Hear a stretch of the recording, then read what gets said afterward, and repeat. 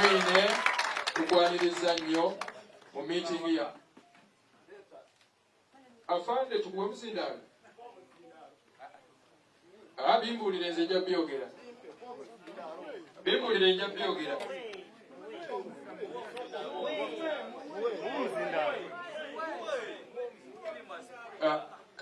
kankubera kwaminga bulungi abassebo ne banyabo twagala okwaniriza abaganda baffe abapoliisi bakulembeddwa DPC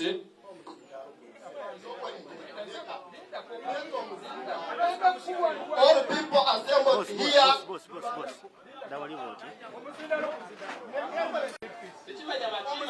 Ewaka ukikolebwa kabyaluyimiriza tugenda kwogera ffenna bano njagala bakkakkane wanaokubako muntu adduka kutobera munne bakkakkane nze njagala kwogera naye tuli waka nedda siganye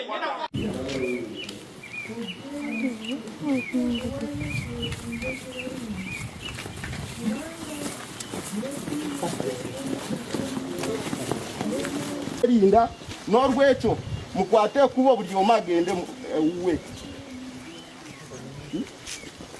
That is the order. Tubasaba buli omu akwate ekubo agende ewuwe.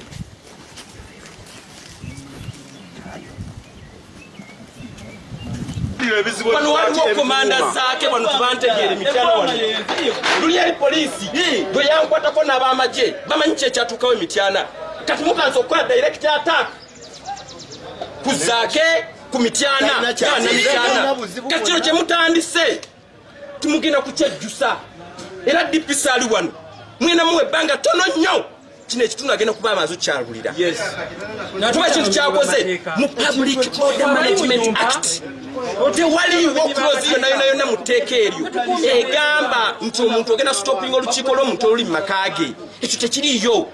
And the second point is that this is my constituency. Mu constituency yange nzikiriza okukola consultation meetings zonna ate nga seebuuziza ku polisi yonna yonna kasitama nga atadde mu kifo nga kifo kyange nga maka gaffe tosobola kujja n'oleta ya gasi n'omuteeka mu maka ge muno.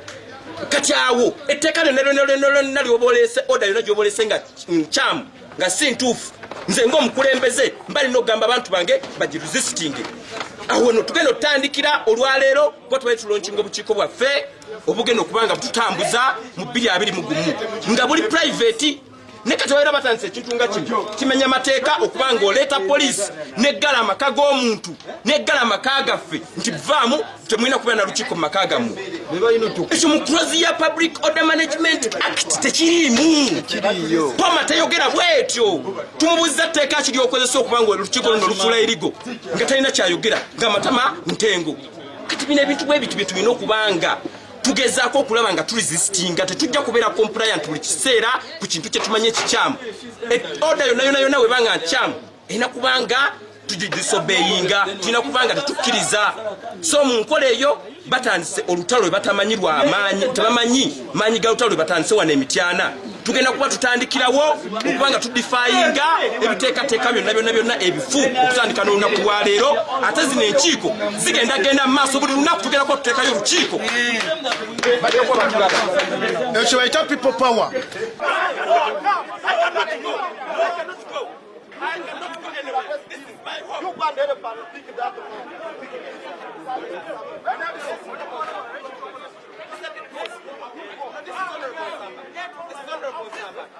You cannot test someone from his home.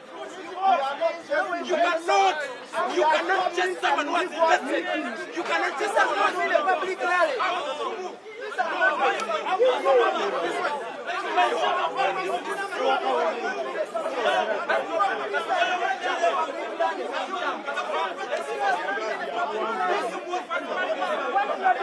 Illegal.